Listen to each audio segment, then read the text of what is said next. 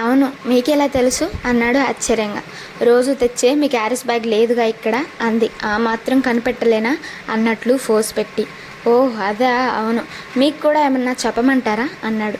ఏమీ అక్కర్లేదు, ఇద్దరికీ తీసుకొచ్చాను మీ ఫేవరెట్ ఉప్మా దోశ అంది తన బ్యాగ్ టేబుల్పై పెడుతూ. థ్యాంక్ యూ, కూర్చోండి అంటూ జనరల్ మేనేజర్ ఫోన్ విషయం చెప్పాడు. బెంగళూరులో మీటింగ్ సంగతి చెప్పాడు. మీకు ఇబ్బంది అయితే వేరే ఎవరినన్నా తీసుకెళ్తాను అన్నాడు. నాకు ఇబ్బంది ఏమీ లేదు, నేను వస్తాను అంది. 3 రోజులు మేడం, పర్వాలేదా అని చెప్పాడు. పర్వాలేదు, మీరు ఉంటారుగా పక్కనే అంది నవ్వుతూ. సరే అయితే ట్రావెల్స్ వాళ్ళకి చెప్పి సండే ఈవినింగ్ ఫ్లైట్ బుక్ చేయమంటాను. సోమవారం పొద్దున్నే మీటింగ్ అటెండ్ కావచ్చు. అయినా 3 రోజులు ఎందుకు మీటింగ్ అంటూ ఆశ్చర్యం వెలిపించాడు. సార్, నాకు ఫ్లైట్ ఎలిజిబిలిటీ లేదు అంది విద్యావతి. నేను జనరల్ ఆఫీస్ పర్మిషన్ తీసుకుంటానులేండి, అదేం ప్రాబ్లం కాదు అని జనరల్ ఆఫీస్కి ఫోన్ చేశాడు పర్మిషన్ కోసం. వాళ్ళు పర్మిట్ చేశారు. 5 స్టార్ హోటల్లో మీటింగ్, అక్కడే వసతి కూడా అని మెయిల్ ఇచ్చారు జనరల్ ఆఫీస్ వాళ్ళు. 2 రూమ్స్ బుక్ చేశారు. ముందు టిఫిన్ తినండి, చల్లారిపోతుంది అంది విద్యావతి. ఓహ్ అంటూ చేతులు కడుక్కొని వచ్చాడు. 2 ప్లేట్స్లో ఇద్దరికీ వడ్డించింది. నోట్లో పెట్టుకొని ఓహ్ అమృతం అన్నాడు. అంతొద్దులేండి, రేణుక గారి కంటే నేనేమీ ఎక్స్పెక్ట్ కాదు అంది. చాలా బాగున్నాయి, అతిశయోక్తి కాదు అన్నాడు. అయితే థ్యాంక్ యూ అంది. రేణుకకు ఫోన్ చేశాడు. బెంగళూరు ట్రిప్ గురించి చెప్పి 3 రోజులు వీలవుతుందా తనతో వచ్చేందుకు అని అడిగాడు. అమ్మే, మోహిత్ని వదిలిపెట్టి రాను అని ఖచ్చితంగా చెప్పింది రేణుక. ట్రావెల్స్ వాడికి ఫోన్ చేసి ఫ్లైట్ టికెట్స్ బుక్ చేయమని చెప్పాడు. తనది విద్యావతిది వివరాలు చెప్పాడు. కిరణ్ వస్తున్నాడు, వాడు చెప్పిన డాక్యుమెంట్స్ తెచ్చారా అని అడిగాడు. ఎస్ సార్ అంటూ బ్యాగ్లో నుంచి తీసింది. అన్నీ ఒక ఫోల్డర్లో చక్కగా పెట్టున్నాయి. ఆ డాక్యుమెంట్స్ తీసుకొని చూశాడు కృష్ణకుమార్. ఒకదాని మీద డేట్ ఆఫ్ బర్త్ ఉంది. తనకంటే 1 సంవత్సరం చిన్న విద్యావతి. బర్త్ డేట్ చూశాడు. ఇంకో 3 రోజుల్లో ఆమె బర్త్డే, అంటే బుధవారం అన్నమాట. ఆ రోజు తమ బెంగళూరులో ఉంటారు. ఓహ్, అయితే తన బర్త్డే బెంగళూరులో సెలబ్రేట్ చేయాలన్నమాట. అవేమీ అంత చూడనట్లు నటించి టేబుల్ పైన పెట్టాడు. కిరణ్ వచ్చాడు హాయిరా అంటూ. కిరణ్, విద్యావతి ఇద్దరికీ పరస్పరం పరిచయం చేశాడు కృష్ణకుమార్. విద్యావతి ఇచ్చిన ఫోల్డర్ కిరణ్కి ఇచ్చాడు చూడమని. కిరణ్ అన్నీ వెరిఫై చేశాడు. తనిచ్చిన లిస్ట్ ప్రకారం అన్నీ ఉన్నాయి అందులో. గుడ్ అంటూ తనిచ్చిన పేపర్స్ బయటికి తీశాడు. వాటిలో కొన్నిటి మీద సంతకం తీసుకున్నాడు. మొమెరాండం ఆఫ్ డివోర్స్ డీడ్ కూడా ప్రింట్ చేసి తెచ్చాడు. అందులో మూర్తి, విద్యావతి ఇద్దరి సంతకాలు కావాలి. డివోర్స్ మంజూరయ్యేంత వరకు వాళ్ళ నిబంధనలకు కట్టుబడి ఉండాలి. ఎవరూ వెనక్కి వెళ్ళకూడదు. అందుకోసం అడిగి దాని మీద విద్యావతి సంతకం తీసుకున్నాడు. ఎలాగో మూర్తి తన ఆఫీస్కి వచ్చినప్పుడు అతని సంతకం దాని మీద తీసుకుంటానని చెప్పాడు. విట్నెస్గా కృష్ణకుమార్ సంతకం తీసుకున్నాడు. ఇంకొక విట్నెస్ తన ఆఫీస్లో చేయిస్తానన్నాడు. ఈలోగా వేడివేడి కాఫీలు, స్నాక్స్ వచ్చాయి. కృష్ణకుమార్ని బాగా మెచ్చుకున్నాడు కిరణ్. భలే మేనేజ్ చేసావుట కదరా ఆ రోజు, ఇన్స్పెక్టర్ అన్ని విషయాలు చెప్పాడు నాకు. సార్, అక్కడికి మీడియా కూడా వచ్చింది. మీ ఫ్రెండ్ వాళ్ళని చాకచక్యంగా మేనేజ్ చేసి పంపాడని చెప్పాడు. ప్రౌడ్ ఆఫ్ యూరా కృష్ణ అని భుజం తట్టాడు కిరణ్.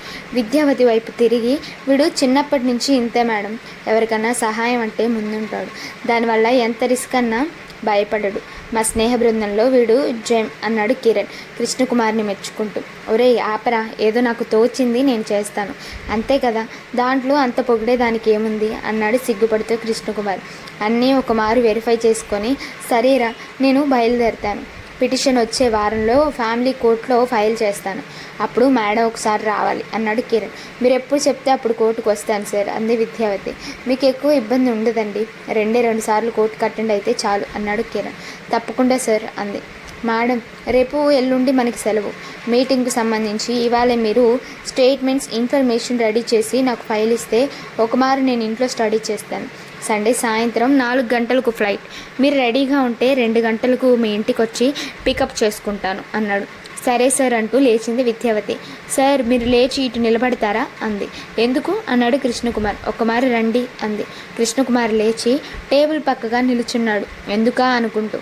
విద్యావతి పాదాలు తాకబోయింది. వెనక్కి జరిగాడు కృష్ణకుమార్. ఏంటి మేడం ఇదంతా, నాకు ఇలాంటివి అస్సలు నచ్చదు అన్నాడు. ఆయన ఎందుకు ఇంత ఎమోషన్ మీరు అన్నాడు ఇబ్బంది పడదు. ఫస్ట్ టైం నా జీవితంలో ఒక పెద్ద పరిష్కారం మీ వల్ల జరిగింది సార్, అందుకు మీకు ఎంతో రుణపడి ఉంటాను అంది. అబ్బా, ఏంటి మేడం మీరు కూడా ఇంత చిన్న విషయానికి అంత పెద్ద మాటలు మాట్లాడతారు. ఇది మీకు విడమరిచి చెప్పలేను సార్. అంత నరకం అనుభవించాను నేను ఇన్నేళ్ళు. ఇప్పుడు ఒక వారంలో అది మీ వల్ల నాకు ఉపశమనం కలగబోతుంది. అది పెద్ద అదృష్టం నాకు అని 2 చేతులు జోడించి మర్యాదపూర్వకంగా. నెలలో 2-4 శనివారాలు బ్యాంకులకు సెలవు కావడంతో ఆ రోజు శనివారం చాలా పనులు పెట్టుకున్నాడు కృష్ణకుమార్. ఇవాళ ఎక్కడికైనా వెళదామా రేణు అన్నాడు పొద్దున్నే కాఫీ తాగుతూ.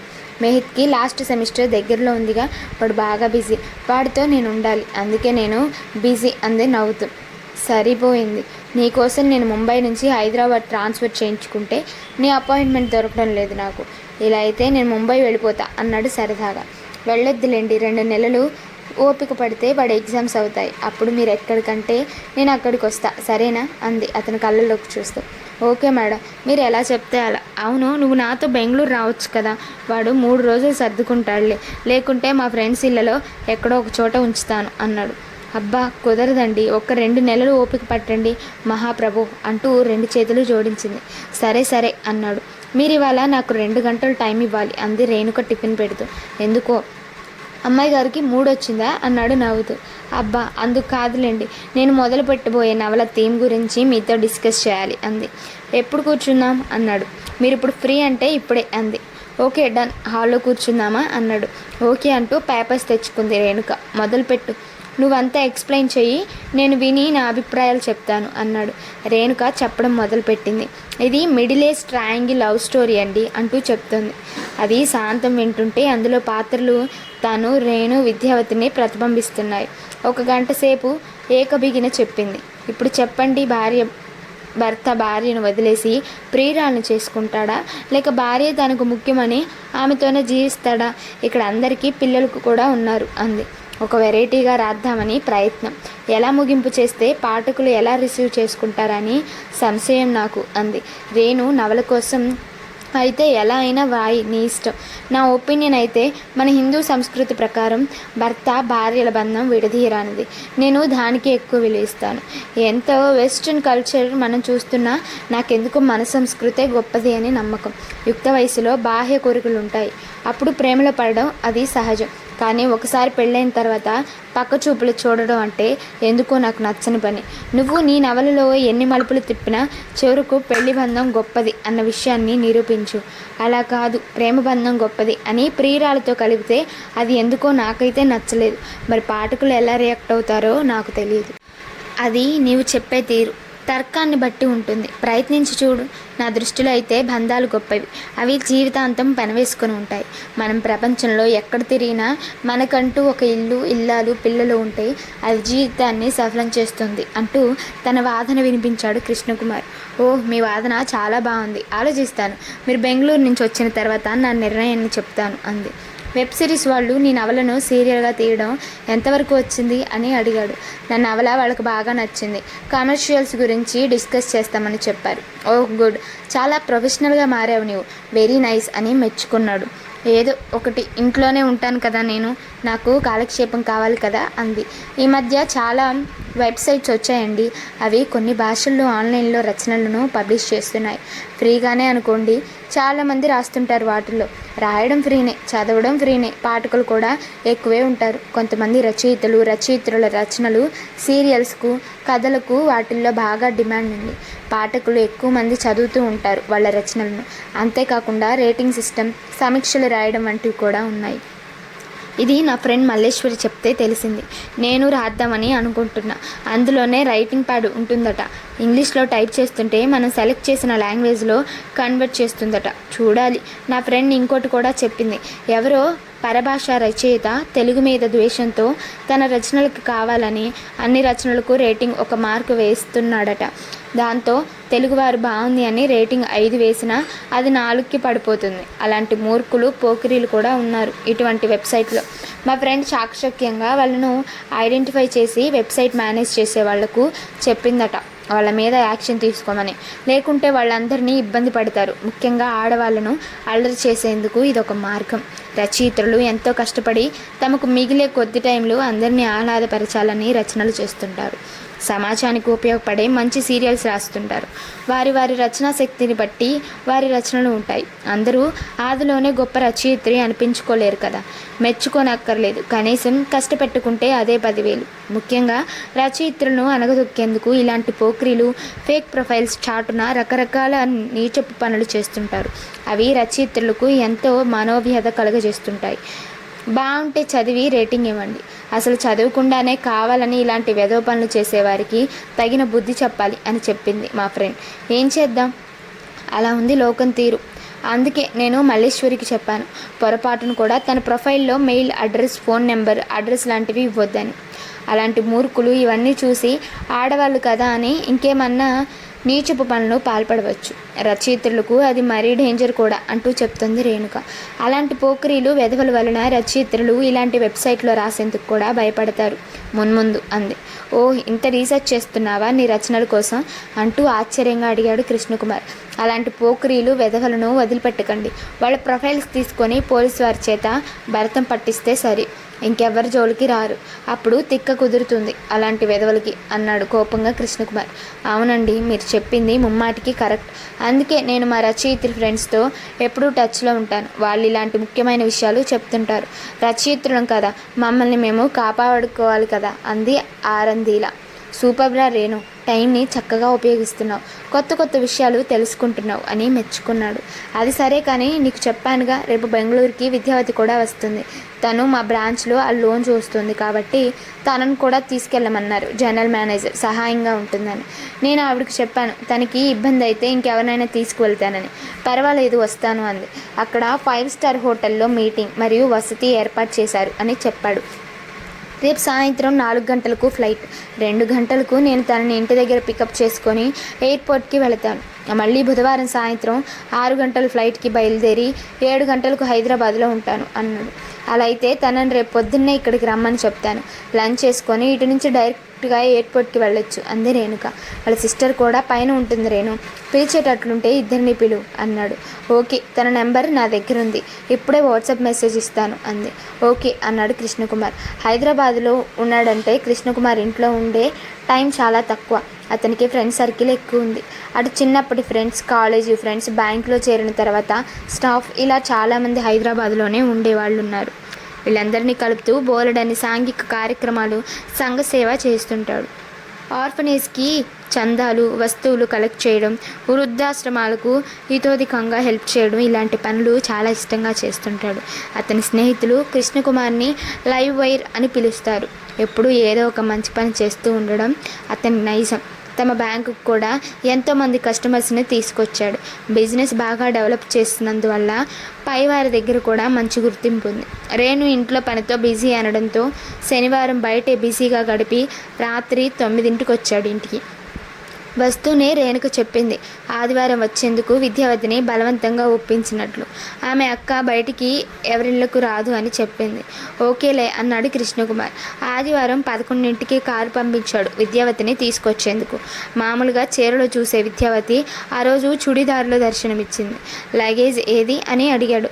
కారులోనే ఉంచాను, చిన్న సూట్ కేస్ కదా, కేబిన్ లగేజ్లో పెట్టొచ్చు అంది. ఓ గుడ్, నేను కేబిన్ లగేజ్ సూట్ కేస్ తెచ్చుకుంటాను, కన్వేయర్ దగ్గర వెయిట్ చేయక్కర్లేదు అన్నాడు కృష్ణకుమార్. రేణుకి విద్యావతి బాగా ఫ్రెండ్ అయింది. తనని చూడగానే రేణు మొహం విప్పారింది. ఇక ఇద్దరు మామూలే కబుర్లలో పడ్డారు. అక్క అంటూ రేణు, రేణు అంటూ విద్య చక్కగా అక్క చెల్లెల్లా మాట్లాడుకుంటున్నారు. రేణు విద్య కంటే 4 ఏళ్ళు చిన్నది. ఇద్దరూ బాగా కలిసిపోయారు. రేణుకు కూడా తను ఒక్కతే కూతురు కావడంతో తోబుట్టువులు ఎవరూ లేరు. ఇలా తన అనురాగాన్ని విద్యతో పంచుకుంటోంది అనుకున్నాడు.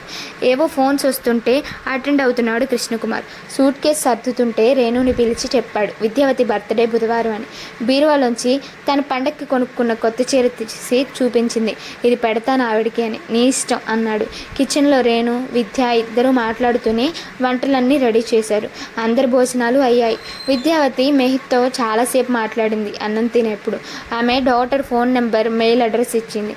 తన డాటర్ శ్రీష కూడా ఐటీ సబ్జెక్ట్లోనే ఎంఎస్ చదువుతోంది యూనివర్సిటీ ఆఫ్ సిన్సినాటిలో. మేహిత్ కూడా ఐటీలోనే ఎంఎస్ చదివేందుకు కొద్ది రోజుల్లో అమెరికాకు వెళతాడు. శ్రీష బాగా గైడ్ చేస్తుందని చెప్పింది. తను హైదరాబాద్ సిబిఐటీలో బీటెక్ చేసింది. ఆ అమ్మాయి కూడా మొదటి నుంచి ర్యాంక్ స్టూడెంట్ అట. టైం 2 అయ్యింది. అప్పటికే వెబ్ చెక్ ఇన్ చేశాడు 2 టికెట్స్. అన్నీ ఒకసారి చూసుకొని ఇక బయలుదేరేందుకు రెడీ అయ్యారు. రేణుక విద్యావతిని సోఫాలో కూర్చోబెట్టి బొట్టు పెట్టి చీర ఇచ్చింది. ఇప్పుడు ఇవెందుకు రేణు అంది విద్యావతి మొహమాట పడుతూ. ఈ చీర బుధవారం కట్టుకో. అడ్వాన్స్ హ్యాపీ బర్త్డే విషెస్ అక్క అంది రేణు ఆమె నుదుటిన ముద్దు పెడుతూ. నా బర్త్డే నీకెలా తెలుసు రేణు అంది ఆశ్చర్యంగా. ఆయన చెప్పారు ఇందాక అంది. కృష్ణకుమార్కి ఎలా తెలిసిందో అర్థమైంది విద్యావతికి. చాలా సంతోషం వేసింది ఆమెకి. చాలా రోజుల తర్వాత మళ్ళీ అనురాగం ఆప్యాయతలు ఆమెను ఉక్కిరి బిక్కిరి చేశాయి. కళ్ళలో కొంచెం తడి మెరిసింది కూడా. విద్యావతి జడలో మల్లెలు తురిమింది Renu. Aunty advance happy birthday అంటూ 5 స్టార్ చాక్లెట్స్ ఇచ్చాడు మేహిత్. థ్యాంక్ యూ రా అంది విద్యావతి. నేను బెంగళూరులో చెప్తాను అన్నాడు కృష్ణకుమార్ తననే చూస్తున్న విద్యావతితో. కళ్ళతోనే ఓకే అన్నట్లు నవ్వింది. ఇద్దరూ లిఫ్ట్లో దిగి కారు ఎక్కారు. డ్రైవర్ రాముకు చెప్పాడు బుధవారం సాయంత్రం ఎయిర్పోర్ట్కి రావాలి అని. సరే సార్ అన్నాడు. వచ్చే హడావిడిలో బోర్డింగ్ పాస్ ప్రింట్ చేసి తీసుకురావడం మర్చిపోయాడు. అబ్బా క్యూలో నిలుచోవాలి దానికోసం అనుకున్నాడు. మేడం ఈ గేటు వైపు వెళ్ళాలి మనం అన్నాడు కృష్ణకుమార్. ఈ 3 రోజులన్నా విద్య అని పిలవండి అంది అతని మొహంలోకి చూస్తూ. లేకుంటే నేను మీతో రాను అని బెదిరిస్తున్నట్లుగా. ఆ చూపులు తట్టుకోవడం చాలా కష్టం. దానికన్నా ఆమె చెప్పినట్లు విద్య అని పిలవడం మేలు అనుకున్నాడు. సరే విద్య ఇటు వెళ్ళాలి. విద్య అని మాటి మాటికి విద్య విద్య అంటున్నాడు కావాలని, తనకి ఉడికించాలని. అతనికి పరాయి స్త్రీలను అలా పేరు పెట్టి పిలవడం అస్సలు గిట్టదు. కాలేజీ ఫ్రెండ్స్ వరకు అమ్మాయిలను చక్కగా పేరు పెట్టి పిలిచేవాడు. బ్యాంకులో చేరిన తర్వాత తన పందా మార్చుకున్నాడు. సంబోధన అఫీషియల్గా ఉండేట్లు చూసుకుంటున్నాడు. అన్నిసార్లు విద్యలు అనక్కర్లేదు, నేనేమీ నామజము చేయమనలేదు మిమ్మల్ని. మేడం బదులు విద్య అనండి చాలు అంది నవ్వుతూ. సరే అన్నాడు. లోపలికి వెళ్ళేప్పుడు చిన్న ర్యాంప్ ఉంది. తను చూసుకోలేదు. తట్టుకోబోయింది. గట్టిగా చేయి పట్టుకున్నాడు పడుతుందేమోనని. చూసుకొని నడవండి అన్నాడు. థ్యాంక్స్ మీరు పక్కనే ఉన్నారుగా అందుకే చూడట్లేదు అంది. అబ్బా ఈ చిలిపి మాటలు కొంట చేష్టలు 3 రోజులు భరించాలి అనుకున్నాడు మనసులో. హైదరాబాద్ ఎయిర్పోర్ట్ ఎప్పుడు కిక్కిరిసి ఉంటుంది. అందులోనూ మధ్యాహ్నం జనాలు చాలామందే ఉన్నారు. ఆదివారం కామూను ఇంకా ఎక్కువ మంది ఉన్నారు. బోర్డింగ్ పాస్ కోసం క్యూలో నిలుచున్నారు. తన ముందు నిలుచున్న విద్య జడలో మల్లెపూలు గుప్పు గుప్పున తన ముక్కును తాకుతున్నాయి. తన బాడీ పర్ఫ్యూమ్ అతని చుట్టూ చక్కర్లు కొడుతోంది. ఈ క్యూలో ఇంకో 10 నిమిషాలు పట్టేట్లుంది. విద్య నీ జడలో పూలు పడేట్లున్నాయి అన్నాడు మెల్లగా ఆమె చెవి దగ్గర చెబుతున్నట్లు. సర్ది పెట్టుకుంది. మీరే అంది. అబ్బా అది కూడా నేనేనా? ఏం సర్ది పెట్టొచ్చుగా మీరు. మీ స్నేహితురాలైతే ఆ మాత్రం చేయరా? నేను కూడా మీ ఫ్రెండ్ అనుకోండి అంది. సరే సరే అంటూ సర్ది పెట్టాడు. ఆమె మృదువైన వెంట్రుకలు చేతులకు తగలడం ఏదో అనిపించింది. అందుకే ఇటువంటి వాటికి తాను దూరంగా ఉంటాడు. కానీ ఈవిడ వదలట్లేదు. చుట్టూ చూశాడు ఎవరైనా గమనించారేమో అని. అందరూ ఎవరు బిజీలో వాళ్ళు ఉన్నారు. అమ్మయ్య అనుకున్నాడు. బోర్డింగ్ పాస్ ప్రింట్ చేసి ఇస్తూ happy journey mister K and Mrs V అని అంది కౌంటర్ ఎగ్జిక్యూటివ్. ఇదేదో బాగుంది కదా అంది విద్య. ఏంటి అన్నాడు. మిస్టర్ కే అండ్ మిసెస్ వి. మీరు పూర్తిగా విద్య అనకుండా షార్ట్ కట్ వి అనొచ్చు. నేను మిమ్మల్ని కే అనొచ్చు అంది నవ్వుతూ. కృష్ణకుమారి ఏమీ మాట్లాడలేదు. కాస్త నవ్వండి బాబు మీ సొమ్మేం పోదు అంది. సరే సరే నవ్వుతానులే అన్నాడు. పెద్దగా నవ్వబోయాడు. వారిస్తూ అంతొద్దు కొంచెం నవ్వితే చాలు అంది. సెక్యూరిటీ చెక్ పూర్తయింది. సూట్ కేస్ వీల్స్ మీద లాగుతూ మెల్లగా వెళ్తున్నారు. అటు ఇటు షాప్స్ చూసుకుంటూ. బోర్డింగ్కి ఇంకా చాలా టైం ఉంది. హాయ్ కృష్ణ అని ఓ ఆడగొంతు వినిపించింది వెనుక నుంచి. ఎవరిని? నన్నేనా అని వెనక్కు తిరిగాడు కృష్ణకుమార్. తన డిగ్రీ క్లాస్మేట్ శైలజ. ఆ రోజుల్లో కాలేజీ బ్యూటీ తను. ఓ హాయ్ శైలు అన్నాడు ఆశ్చర్యంగా. నువ్వేంటిలా? ఎక్కడికి ప్రయాణం? చాలా రోజులైంది నిన్ను చూసి అన్నాడు. ముంబై వెళ్తున్నాను రా కృష్ణ. మా హస్బెండ్ లండన్లో ఉంటారు. నీకు తెలుసుగా. ముంబైలో మా అత్తగారు వాళ్ళ ఇంట్లో ఒక వారం ఉండి అట్నుంచి లండన్ వెళ్తాను అంది. నువ్వేంటి సర్ప్రైజ్? నిజమే మనం కలిసి చాలా ఏళ్ళయింది. ఫేస్బుక్లో హాయ్ అనడమే కానీ డైరెక్ట్ మాటలు లేవుగా. వాట్సాప్లో నువ్వు ఎక్కువ రెస్పాన్స్ ఇవ్వవు అందుకే వదిలేశాను అంది కోపంగా. విద్యని చూస్తూ నీ వైఫ్ రేణుకు కదా? ఎప్పుడో 10 ఏళ్ల క్రితం ఒక ఫోటోలో మీ ఇద్దరిని చూశాను. మళ్ళీ ఇప్పుడే చూడడం. నాకంటే అందంగా ఉందిరా. అందుకే అప్పుడు నన్ను పెళ్లి చేసుకోమంటే వద్దన్నావా? ఇంత అందగత్త నీకు దొరుకుతుందని ముందే తెలుసన్నమాట. ఓ హోల్డ్ ఆన్ శైలు, నీ మాటలు స్పీడ్లో ఏమీ మార్పు లేదు. ఈవిడ రేణు కాదు శైలు, మా కొలీగ్ విద్యావతి. మేము బ్యాంక్ మీటింగ్ ఉంటే బెంగళూరు వెళ్తున్నాము అన్నాడు. ఓ సారీ మేడం అంది నొచ్చుకుంటూ. ఇంకా టైం ఉందిగా, రా కాసేపు కాఫీ తాగుతూ మాట్లాడుకుందాం అంది శైలజ. అందరూ కాఫీ హౌస్లో కూర్చున్నారు. కృష్ణకుమార్ కాఫీలు తెచ్చేందుకు వెళ్ళాడు. సెల్ఫ్ సర్వీస్ కదా. శైలజ కబుర్ల బుట్ట నాన్ స్టాప్గా వాగుతూ ఉంటుంది. ఎదుటి వాళ్ళ కొత్త పాత అనే తేడా ఉండదు. విద్యతో కబుర్లు మొదలుపెట్టింది. వీడు నేను డిగ్రీ క్లాస్మేట్స్ అండి. వీడు అని ఎందుకు అంటున్నానంటే కృష్ణ నాకంటే 1 సంవత్సరం చిన్న. మా క్లాస్లో అందరికంటే చిన్న వీడు. అందరం వీడిని చీటికి మాటికి ఆట పట్టిస్తూ ఉండేవాళ్ళం. వీడికేమో చదువు తప్పితే ఇంకో ధ్యాస ఉండేది కాదు. అప్పుడు అందరం ఎంతో సరదాగా పేర్లు పెట్టి పిలుచుకుంటూ హ్యాపీగా ఉండేవాళ్ళం. ఎవరూ పరిధులు దాటేవారు కాదు. కాలేజీ పెట్టుల్లో కృష్ణ మిస్టర్ హ్యాండ్సమ్గా సెలెక్ట్ అయితే నేను మిస్ బ్యూటీగా సెలెక్ట్ అయ్యాను. అప్పుడే కృష్ణను అడిగాను, పెళ్లి చేసుకుందాం రా అని. పై చదువులు చదవాలి, మంచి ఉద్యోగం సంపాదించాలి అంటూ సాగదీశాడు. నాకు ఓపిక పోయి మా పేరెంట్స్ తెచ్చిన సంబంధం చేసుకున్నాను. కాలం మారినా తరాలు మారినా వీడి మైండ్ సెట్ మాత్రం మారదు. కడిగిన ముత్యం కృష్ణ. అందుకే ఎప్పటికీ మా అందరి గుండెల్లో వీడు ఫేవరెట్ స్టార్. మా బ్యాచ్ వాళ్ళం ఎవరు కలిసినా ముందు వీడి గురించే మాట్లాడుకుంటాం అంది శైలజ. కాలేజీ వార్షికోత్సవాలకి వరూధిని ప్రవరాక్కి నాటకం వేశాం. నేను వరూధిని, కృష్ణ ప్రవరాక్యుడు పాత్రలో వీడు జీవించేశాడు. నేను స్టేజ్ పైనే బుగ్గ మీద ముద్దు పెడితే ఇక పరుగు మళ్ళీ పట్టుకు రావాల్సి వచ్చింది. ఆ దెబ్బకు జ్వరం వచ్చి వారం రోజులు లీవ్ పెట్టాడు అని పక్కపక్క నవ్వుతూ చెప్తోంది శైలజ. కృష్ణకుమార్ ఇటే చూస్తున్నాడు. ఏం మాట్లాడుతుందా ఈ శైలజ అని. అతనికి భయం. కాలేజీలో జరిగిన ఇన్సిడెంట్స్ అన్నీ చెప్తుందేమో అని. అతను అనుకున్నట్లే అయ్యింది. రారా కృష్ణ, మన వరూధిని ప్రవరాక్కి నాటకం గురించి చెప్పేశాను విద్యకి అంది. అబ్బా అని తల పట్టుకున్నాడు కృష్ణకుమార్. చూసావా విద్య, నేను చెప్పలేదు. ఇప్పటికీ వీడింతే, మారడు. సరేలే తల్లి, నన్ను వదిలే, నీ సంగతులు చెప్పు. ఎంతమంది పిల్లలు, ఏం చేస్తున్నారు అన్నాడు. ట్విన్స్. కొంచెం లేటుగా ప్లాన్ చేశాము. ఇద్దరూ ఇప్పుడు +2లో ఉన్నారు అంది. మీ సంగతి ఏంటి అంది. నాకు ఒకడే అబ్బాయి, బీటెక్ ఫైనల్ ఇయర్లో ఉన్నాడు. ఓ నైస్ రా. నీవు మీ ఆవిడ లండన్కి రండి, హాయిగా 1 నెల రోజులు ఉందరు కానీ అందరం ఎంచక్కా ఎంజాయ్ చేయొచ్చు అంది. తప్పకుండా. ఈసారి హైదరాబాద్ వచ్చినప్పుడు మీ వాళ్ళ ఇంటికి వెళ్లకుండా డైరెక్ట్గా మా ఇంటికే రావాలి నువ్వు అన్నాడు. ఓకేరా, బాయ్. అనౌన్స్మెంట్ ఇచ్చారు, నేను వెళతాను అంది శైలజ. ఓకే బాయ్ అని లేచాడు కృష్ణకుమార్. తమ ఫ్లైట్కి కూడా అనౌన్స్మెంట్ ఇవ్వడంతో విద్య కూడా అతనితో పాటే లేచింది. కృష్ణ విద్య డిపార్చర్ ఎంట్రన్స్ గేటు వైపు దారి తీశారు. 1 నిమిషం ఆగండి అంది విద్య. ఎందుకు అన్నాడు. జస్ట్ ఒక సెల్ఫీ. ఇక్కడ బ్యాక్గ్రౌండ్ చాలా బాగుంది. అవునా, ఎయిర్పోర్ట్కి వచ్చినప్పటి నుంచి గమనిస్తున్నాను. ఫొటోస్ క్లిక్ అని పిలుస్తున్నావు. ఒక 100 తీసావా ఇప్పటికీ అన్నాడు.